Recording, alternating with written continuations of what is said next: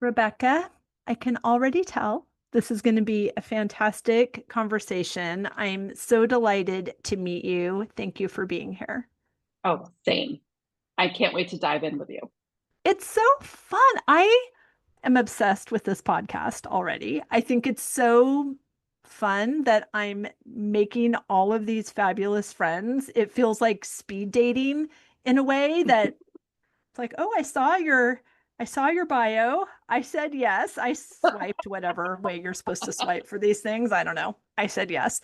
And then I get these beautiful conversations with people that s- remain my friends, and I didn't even have to leave my house. It's legit. Well, you are giving the dating apps a run for their money, apparently, in the I friends section. certainly am. Yes, yes, yes. It's so good. So thank you again for being here. And I'm so eager to know, how are you saying yes to yourself in this season? I love this question, and I love hearing the variety of answers your guests give to this question. Thank you. It's one of those questions that like brings the conversation immediately to a different level. And as a coach, I'm always looking for those and using those with my clients. So I we talked before we started about how I'm sending my eldest to college, and they'll be finishing their first semester when people are listening to this. And so I'm really walking this line of kind of taking a pause and acknowledging and honoring the journey that we have had so far together, and both for them and also for me as a mom. I just decided with my husband to take a day at a spa in celebration of what we have done together to get our kiddo to this point. And during the massage, in a massage, you kind of drop into this almost meditative state. And so Yes. I thought of a memory from each year of their life so far as I was having this massage. And it just felt like such a beautiful acknowledgement of where they started and this amazing journey they have been on to discover who they are. And then for myself as a mom, the various iterations that I have been through as a business owner, where I've come from, like just all of it sort of encapsulated in that. So that's really where I'm leaning into right now and acknowledging kind of where I am and staying in it instead of rushing through it or on to the next thing, but really resting in that place. Oh my word. I love you. It's so good. I mean, it's not journal prompts, but meditative prompts for your next massage.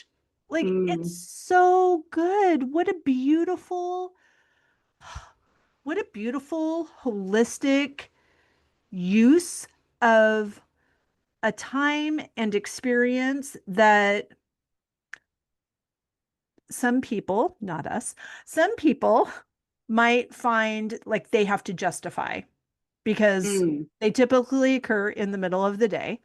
They mm-hmm, typically, I mean, they do require us lying down and shutting our mm-hmm, eyes in non-work clothes in the middle mm-hmm, of the day, mm-hmm. which sounds really dreamy, but doesn't always make it to the physical practice Yeah. because of the demands of our life. So Mm-hmm. meditating every day is very important to me. It's a part of my morning practice. So if I just add massage to that morning practice, like I mean, tell yourself whatever you need to tell yourself to get yourself into the massage space. But I love how brilliantly and effectively you chose to use that time of relaxation and integrated reflection and rejoicing in it. Mm-hmm. Yeah, totally. And we all have these moments, right? Like it might not be as dramatic as on the massage table, but um, just taking a walk and thinking about what you want to think about, not what your brain is defaulting to, but bringing intention to it and prioritizing the things that are important to you. Sitting with a cup of tea and making it your time instead of going through your list for everybody else. Okay. I find, especially with women I work with, I was just talking to a client about this yesterday. The We're so used to prioritizing other people's needs and wants instead of our own that we lose the connection with ourself and our own ability to hear what we want. And Mhm. it takes some real intention to recreate that connection of listening internally and asking, what do I want? And what does it feel like physically to want? Yes. Yes, and giving yourself permission Mm-hmm. to want and allowing yourself, that has definitely been my trajectory over the 5 years. And obviously, if I knew what was going to be involved in this awakening, this personal development, spiritual development journey, Mm-hmm. I'd like to think I would have chosen it, but it changed everything. And of course, like Mm-hmm. not of course, gratefully, I'm so excited about Mm-hmm. the woman that I'm becoming, but very little stayed the same Mm-hmm. once I changed. Mm-hmm. Once I didn't even know, I wasn't mad before. I just thought that was the only option. And then Mm-hmm. when I was invited into my own agency and my own allowing of desire, and I always knew what I want. I just thought I wasn't allowed to have it. And so Mm-hmm. giving myself permission to have the life that I desire and invite other people into that beautiful opportunity for us to collectively rise, and then Mm-hmm. having that invitation not accepted. Mm-hmm. So that's resulted in a divorce and also resulted in him now living his very best life. Mm-hmm. So everyone is winning for Yeah. sure. And it's no joke though. Like it sounds really Yeah. lovely. I'm only available for what delights me. Well, that's really beautiful. And sometimes it doesn't delight other people, and we get to bless and release Mm-hmm. all of those things. So, how are you helping your clients not only hear their own voice, Mm-hmm. but to trust it and then take the inspired action and then Yeah. trust that without having to Yeah. move in with them? Yes. Well, it's funny because a lot of my clients over time they'll say, I now have a Rebecca voice in my head. Ooh, And I I'm like, love the that. goal is to replace that with your own. You can borrow mine for a little while, Right. but you Exactly. want those kinds of things to be said in your own voice. Yes. Um, so it's interesting. I think we often skip over the first step, which Mm, is paying attention to the wanting. So I start with my clients at the very beginning sometimes in this inquiry with, if you know you want yogurt for lunch, how do you know you want it? Like, we'll start with something very simple like that. Or you want to wear a black shirt today. What does it feel like to want to wear a black shirt? right. And it sounds so simple, but oftentimes it's not. People say, I have no idea. It just sort of like pops in my head. And then I just do that thing. Or I think I should have yogurt for lunch. That's a good choice. Right. And so once people start to understand the physicality of wanting, then it becomes easier to check in along the way with, do I want this? Do I not want this? How do I know? Um, and then when it gets into the trickier, like, okay, well, now I'm encountering resistance. Now I know what I want, but I'm encountering resistance around the things I know I want. Then we can dig into, what is that block? And sometimes it's, I'm now understanding more of the societal messages and the tension of my own inner wanting with what society is telling me. Sometimes it is, I've been on this path. I work with a lot of very high performers in fields that have taken a lot of training And they'll get to a point where there's no more predetermined path. They're at the end of the Mm, path, and now sure. the choice is all theirs and they don't know what to do with it.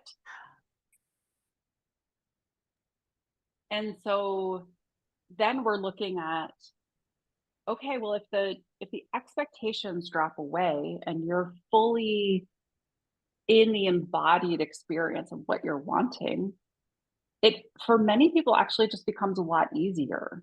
Mhm. Then they just kind of, there's a natural flow then to the next action and the action after that. So it's sort of a virtuous cycle once they get to that point. Right. I love Yeah. this transition from, well, to deliberately creating their Hmm. experience rather than just creation by default. Yeah. And we know that mastery comes from repetition. So it does take a lot of practice. And I love your suggestion of just what do you want to wear today? And how do you know that's what you want to wear? Because that's Hmm. something that you can practice every day. You can Yep.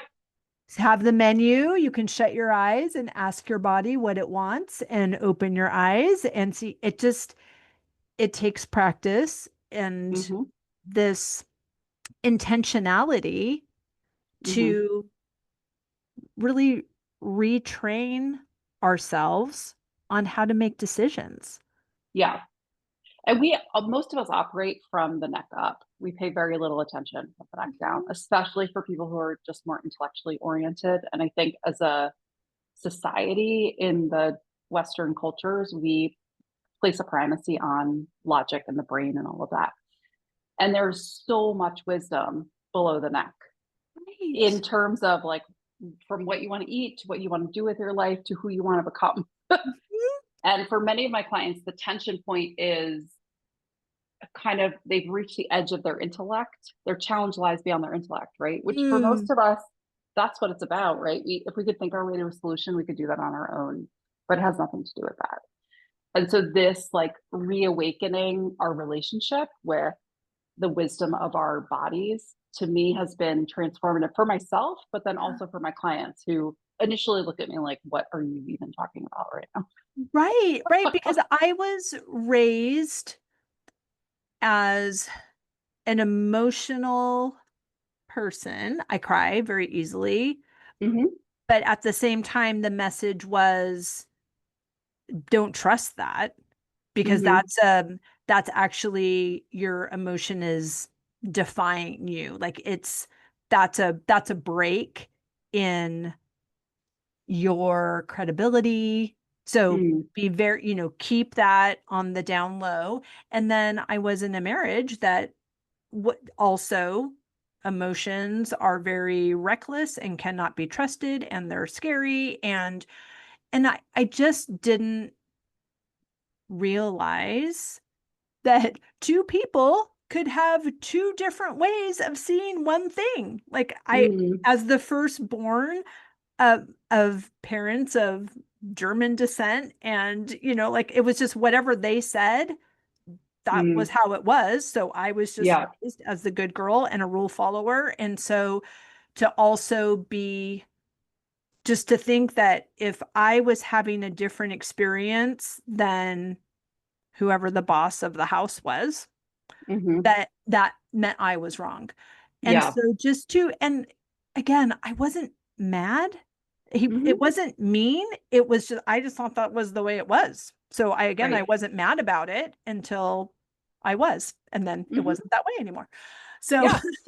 but I think it's so fascinating just in this understanding that some people are more inclined to logic, but Mm-hmm. it still doesn't deny that their body has information for them. Yeah. But other people are like, I'm in my human design, I'm a generator and I have Mm-hmm. emotional authority. So actually, my emotions are how I find out what's right Mm-hmm. for me, what's important to me. So just this understanding that, of course, it makes sense, but when we actually integrate it, that we are different and we do have the opportunity to use the skills that our body and our personality are made to communicate with, Hmm. and that's and to trust it, even if it's different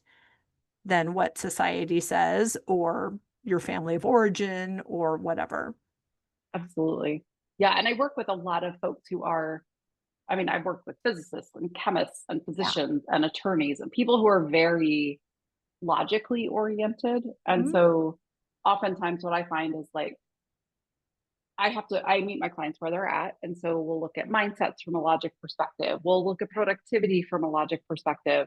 And then there's almost like a space that starts to open. And then we can get into kind of like what's beneath all of that, that is the opportunity for more transformative growth and getting beyond plateaus and all of that good stuff. Right, because even if you ask someone, well, how does that feel? And then their response is, well, I think it's that, like, no, no, Yeah. not what you think. How do you feel about that? And it feels like, it feels so elementary, but Hmm. you're learning a new language because Yeah. you have this habit of, especially as you mentioned, when these occupations, these professions that have such a long on ramp and Hmm. track, that once you take the bar or you finish your residency after, I mean, you've been in med school, like now learning this for 12 years, and now Hmm. you're like, okay, now what am I going to do? People have been telling you what to do for so Right. long that now I can imagine how that can be a little unnerving. Yeah. Well, it's also, I think what's challenging too with folks who have a really long on ramp like that is that when they have an experience that doesn't match their expectations. So when you start as an academic, you're in undergrad thinking like I might be interested in sociology, and then you go through graduate school, you do a postdoc, you get on the job market, then you get tenure. That's decades, a decade and a half or more. Who you were at the beginning of that is very different than who you are at the Oh, end. let's And hope so. so, yes. And so then when the experience of getting to the end of that doesn't match what you had imagined, it creates a huge existential crisis. Right. And so for my physician clients, they'll say things like, I was hoping to have these deep connections with my patients, but that's Mm, not the reality of day to day. But it had right. been the thing they were holding on to through all of their training and all the difficulties and hardships and all of that. And so it's finding where their own agency is within systems so that they can start to prioritize what really matters to them and make the shifts that they can within their kind of zone of control. Oh, Um, and so there are all these ways in which, but if you bypass that and just sort of like, well, I'm just going to go through the day to day and just be the physician, to do the best I can. right. Eventually, Play the that's a game. recipe for burnout. Yeah. Mhm. And just not having the satisfaction that you deserve. Right. Which And is there's, fascinating. I'm sorry. Go ahead. no, I was just going to say there's many versions of that all in many different career fields. Right. Even for the stay-at-home mom Totally. who Yes. then her kids go to college and she's like, oh, just like being in all of these programs, someone else was informing how you spent your day and Yeah. what was on your mind. And now having um, an open field and a blank canvas and all of that stuff can be really exciting unless it's terrifying. Hmm. Yeah. So, Absolutely. Yeah. what are you seeing in those transitions, and how are you? I mean, I feel like there are 1,000 different questions and there's one answer, right? Like Mm. what you're doing with your clients, it doesn't matter. I mean, you work with high performers and these really high profile executives Hmm. and people, but it's also the same thing. Those same Yeah. practices can help for anybody. Like Yeah. Absolutely. you've moved to a new town or you're just in this new life stage Hmm. and you have this realization that, oh, I want more. Hmm. And I don't have any idea where to start. Yeah. So it's funny. I was just talking to someone before we got on together about my book, and she was saying that the thing she was going through a really tough time when she was reading it. And she was like, it felt like you were speaking to me and helping through this. But what she Mm. said is that she's like, the thing I was so struck by is that all of this is what's inside. And this goes to your question too. It's like whether you are a stay at home mom, a physician, an attorney, a janitor, a school teacher, you are with yourself all day long. And so Mhm. if you are constantly berating yourself or second guessing yourself or unable to make a decision that is aligned for you, that goes with you whether you're at work or home or in your bed lying Yeah. awake. And so for many of my clients, it's actually a matter of stripping away sometimes the external circumstance and getting back to what is happening inside of you. Mm. Like, what does that sound like? What does it look like? So that we can get at some of the more baseline skills around self compassion, listening to your own internal voice, cultivating an internal voice that is an ally instead of an enemy. Mm. Hmm. Um, starting to ask yourself some questions regularly that are like, what do I want today? What do I want for myself? What do I want for my family? And kind of, you'll notice like my voice dropped a little bit. There's a different tenor of this that is coming inside and slowing down and coming back to kind of the piece that is accessible in here when we do a little bit of work. It actually is not that hard. Right. The skills or the tools, it's just a matter of practicing them. Right. But again, once you see a result, Yeah, you're far more motivated to practice. totally. Yeah. So I'll say, so it's interesting. I did a lot of talks during the pandemic for law firms about how the heck to work and parent your kid and homeschool all at the same time. Oh my gosh. And I wish one I of was the a lawyer so I was eligible for that information. um, but it was so interesting because one of the things that I talked to them about is like, what are you saying to yourself during the day? Like, and just trying to capture what are some of those refrains. And I offered this just like a mantra or phrase, which is, this is hard and I'm doing my best. Mm. And I was like, just notice how that lands in your body. And what was amazing to me is that kind of across the board, and I did this talk many different times, people have the very same experience, which was like a settling, like a dropping in and a settling and a reassurance. And that's kind of the feeling that I think most of us are after most of the time when we're out there doing the things and like trying to do more, have more, be more, all of that stuff Yes. is this feeling of settled. I am enough. My life looks the way that I want it to. I am showing up the way that I want to. And it's actually quite calming. And like that calm within, then of course, kind of cascades out. Yes. Can you speak to the importance of the two parts of that mantra? Because I can see where I will say, I'm doing the best I can with the tools I have. They're Mm-hmm. doing the best they can with the tools they have. But this precursor to this is hard Mm-hmm. and Mm-hmm. I'm doing my best. Can Mm-hmm. you speak to the importance of those two pieces, Yeah. please? Yeah. So the first is acknowledging the external circumstance and that there isn't anything sometimes we like make up a lot of stories about things like this is Sometimes. about the other person. There's just a lot of drama. Mhm. And what was the horrible gift of the pandemic is that it was a common experience for many, many people. And so to acknowledge how hard it was, Mhm. it's people were in different circumstances in their individual lives, but the global and kind of Yeah. national circumstance was the same. Yeah. And so acknowledging the hardness of the circumstance was like flattening, I guess, like a Yes. Leveling. almost, yeah, leveling. Yes. Um And it's not complicated, right? Like I'm not making a lot of narrative and story about it. It's just like I'm saying it's hard. And the other thing about, I know you're one of your guests that I was listening to recently was talking about the energy of words. Mm. And it's there's something about the pitch that we say things with. So if I'm Oh, like, this is smart. hard, this is Right. hard.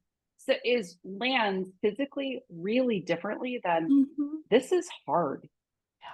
Oh my gosh, that gave me chills. Yeah. And how we speak to ourselves. So if you imagine saying, this is hard to yourself like 15 times a day, you're going to Yeah. feel pretty crappy. If you instead say, this is hard Yeah, 15 it's a times a day, hug. it is. It's like I felt my heart like settling a bit. Mhm.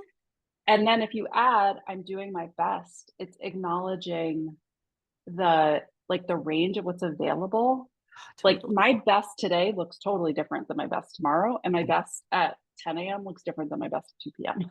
Yep, And so exactly. there's a many of us and many of my clients wrestle with perfectionism, and part of the struggle there is acknowledging that good enough today or best today does not look the same every day, and it's like really connecting with inside what's enough today.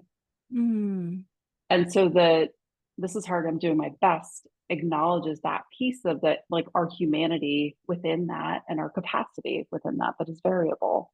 right. um and so I've seen kind of the impact of that kind of practice when, and people talk a lot about mantras, and I think mantras are great Hmm. when they land for people and are used the right way. Hmm. And what I mean by that is, it's different to say, like, I am grateful for what I have.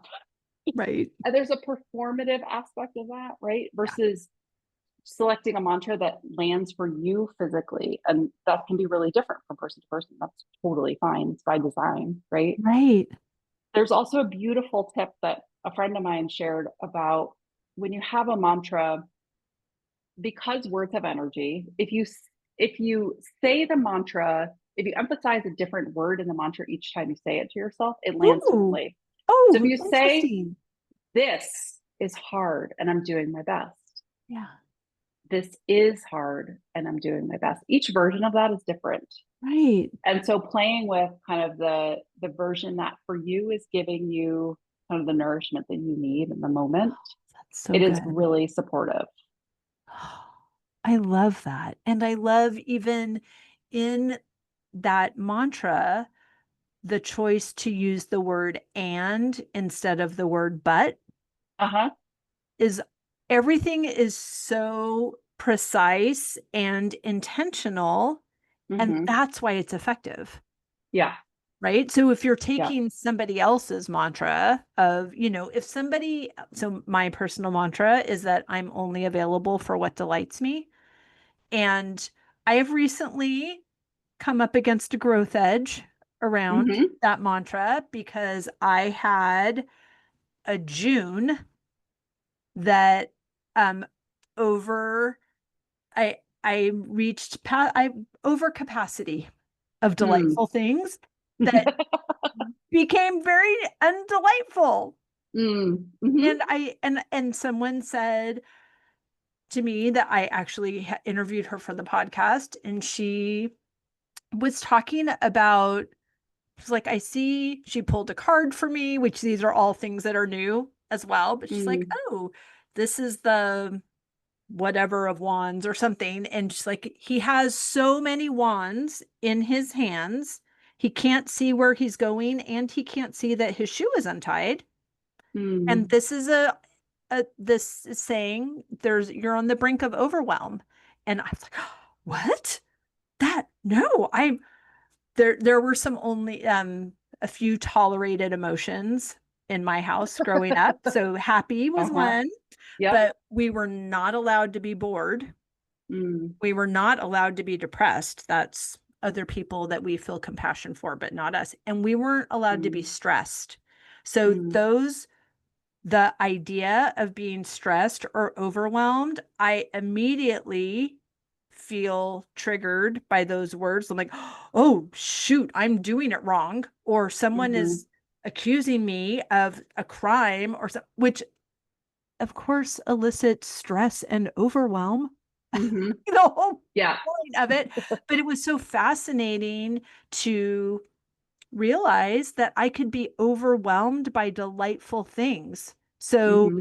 there still needs, it's just this pendulum of, going from compliance to defiance, but Yeah. reaching alliance in the middle, Hmm. which Gina DeVee talks about in her book, The Audacity to Be Queen, of just finding this middle ground. But you can't just land in Hmm. alliance. Like you test it. It's like, you have to overeat to know what the right amount of food is. Yep. Unfortunately, you have to overdrink to know what the right Hmm. amount of beverage Hmm. is. You have Hmm. to overwork to know what the right amount of labor is. And it's just this practice, which I Hmm. appreciate your intention in setting the mantra, which is what made me tell that whole long story, was that someone taking on my mantra and expecting the same result, Hmm. it doesn't have, like, we have to put our own spin on it. And even if those words resonate, using the practice, like you said, of emphasizing a different word in the mantra and then find out which one lands for you Hmm. in Hmm. that day. Right. And notice that this whole conversation is predicated, right, on us recognizing what lands. That's our own awareness of our physicality and something that many people don't even have access to, and is a skill that needs to be developed over time. Right. It's interesting you said that they don't have access to it, but it all, like, because they're not in practice, because they're really the only ones that have access to it. Yes. Right. Yeah. Yeah. Totally. Yeah. Yeah. It's fascinating. Yes. The year that I choose a word for the year, Hmm. and 2022, my word was aligned. And I was obviously drawn to the word and fascinated by the idea of it and had no idea what that was going to do. Hmm. And that was Yeah. the year I decided to complete my marriage. That was the year I completed a lot of things in that Hmm. year because, and it, I mean, the word decision means to cut, right? So that's what that word was for me. It Hmm. allowed me to become unavailable for what wasn't serving me and Hmm. to reevaluate and recalibrate what my day to day needed to look like in support of the woman I'm becoming Hmm. rather than the woman that I'd been practicing and being. Hmm. Yeah. I love how these shifts can happen in a moment. These radical shifts can happen in the moment. It's just Right. the moment you decided to choose that word set into motion all of these shifts. And I think we often tell ourselves this story that we have to wait till New Year or the beginning of the school year or till I'm X age without recognizing that like every moment actually is an opportunity to shift your trajectory if you want to, right? You don't have to, but if you want to, that's available to you. And so there's so much power in that. And it's interesting too, because I feel like sometimes we have this resistance to starting something that Hmm. feels hard because it's unfamiliar or uncomfortable without the realization that the starting is just day one and you have to keep doing it. So, Mm. even as silly as, for the entrepreneur that is nervous about being visible on social, it's an alignment for them, but they just are uncomfortable Hmm. and they think, oh my gosh, I can't do an Instagram live. I have to have a blowout and I need my makeup done and I better get Botox and all these things. And it's like, okay, you realize you have to go live tomorrow too. And the next Hmm. day, and the next Yeah. day, so Yeah. this waiting until all the stars align before you start is Hmm. it's that is a narrative that's not serving you either. Yeah. Well, it's a version of self sabotage, right? Because like Totally. telling yourself you're going to need a blowout before you go become visible is just your fear of your own visibility manifesting as a blowout. Right. So just being aware of how you're, and a practice I love is just like lovingly telling that yourself. So in that example, it'd be like, I'm wanting to schedule a blowout because I'm self-sabotaging. Okay, that's what's happening here, right? There doesn't have to be any shame or judgment associated. It's just acknowledging what is so that you can look at it. Because we just bypass what we're doing all the time instead of just bringing it into our consciousness. How are you helping your clients implement these practices in their day already feels so full, and Yeah, now I have to think about everything I want? Oh my gosh. I yeah. think of, we were talking about parenting, and you having that beautiful reflection on the massage table is still, it's so inspiring. And I think I only have one daughter and she's 11, and Hmm. parenting takes all day long every day. Yeah, yeah, Conscious parenting takes like 8 days every day. So yes. how, it can feel like, even perhaps for your clients and for the listeners, how can I implement all of these things that are supposed to like make my life so elevated when I don't even have time to live this life that is not pleasurable? Hmm. What a great question. Thank you. And thank you for raising that. So I'm just a channel. I don't know what's going to keep come until it channeling, comes. girl. So I listen to my own podcast because I'm like, oh, that was interesting. um, so I love that because it's such a perfectionist framing, right? It's like, in order to be a conscious parent, I must do it 24 hours a day for 8 hours within the same 24-hour block, And it right? And require her never to need a therapy. yeah, right. Or I'll blame myself and feel horrible about the job I did and Totally. all of that stuff, right? It's like Mhm. it all feeds on itself. And so with my clients, we look at these like micro opportunities. Mm. So that can look like, many of my clients get stuck in email loops, right? Where they're just constantly checking their email because of the stress of what's waiting there. A practice to just get grounded before email is simply taking a breath and feeling your feet on the floor before you look at your email. Mm. That takes no time, right? That's a very easy practice. Asking yourself, what do I want for lunch today? Takes no time. Mhm. Um, Most of the practice, so I work a lot with my clients on productivity actually, which cracks me up because I have ADHD and I am like not a productivity guru. But I think because I have ADHD, I have found things that really support me that happen to help with for a lot of folks. But one of the practices I use for people are called energy aligned to-do lists. So Ooh. that looks like you make a to-do list that's broken down by things I do when I have zero energy. I'm on the floor. It's like 2 p.m. What I do when I'm kind of in the mid zone, like I've got some things cooking, but I'm like not fully there. And then tasks for when I'm locked in. So Mm. that my client has to do is ask themselves, how, like, what kind of energy am I feeling right now? And then, oh, here's my list for that. And so that's not what do I want to do with my life over the next 20 years. Right. That's in this moment, how am I feeling and what is aligned with that I can tackle right now to make the most of where I'm at in this moment. Um, so a lot of the practices, and there are tons in my book, are very simple and practical. My clients have no time, right? So it's having a practice where I'm telling people you need to journal an hour a day is never going to happen. And people are going to try and fail and then feel bad.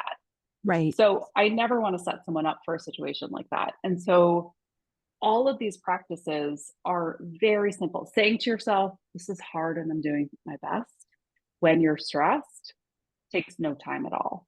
Right. Um, one of the other practices I love is we often feel like we're stuck in the mood state we're in the moment, or the emotions we're in the moment. And Mm. this is not to bypass our feelings, all that, right? We can, if we're upset about something, we can be upset, of course.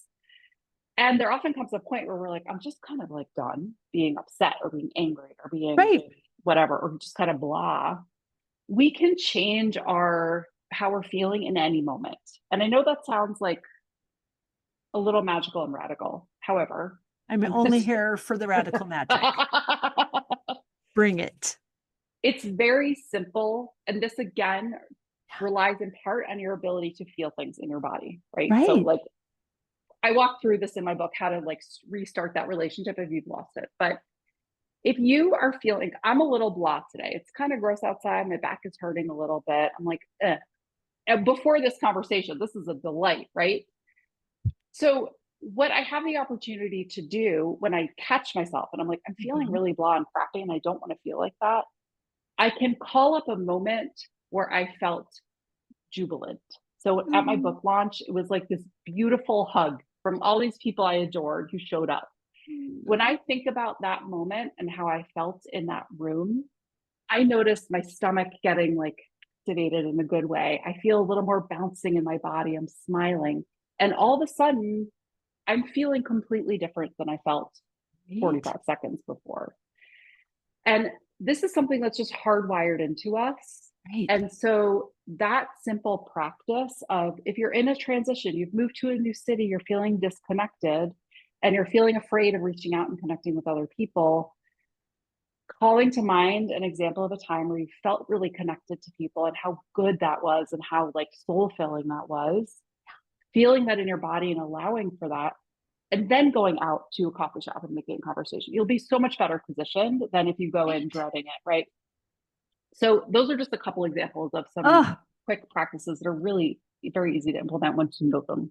I love that. And it's so true. We know the opposite is true. If Totally. I retell a story of an undesirable experience, like everything inside of me is clenched, and I'm like, Yep. halfway through, I'm like, why am I telling this story? Like, I don't even, I'm stuck in don't this. ask me what about my neighbor. Like, like I don't Hmm. want to think about that. And Hmm. my logic would say, well, that's avoidant. And you like, no, it's not. It's self-care. And it Hmm. doesn't help to relive something that happened a long time ago. It's just activating in my body. Yep. What is helpful is to relive those beautiful moments of connection. Like you said, Hmm. it's so great.